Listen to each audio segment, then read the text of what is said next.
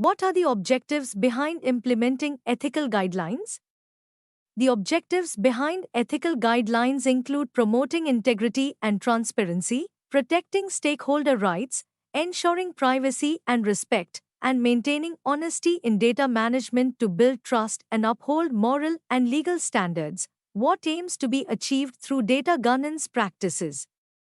Data governance aims to enhance data quality, security, and management efficiency, ensuring data is accurate, accessible, and used responsibly within an organization. Which apps or web browsers require users to agree to their terms and conditions and permit the use of personal information?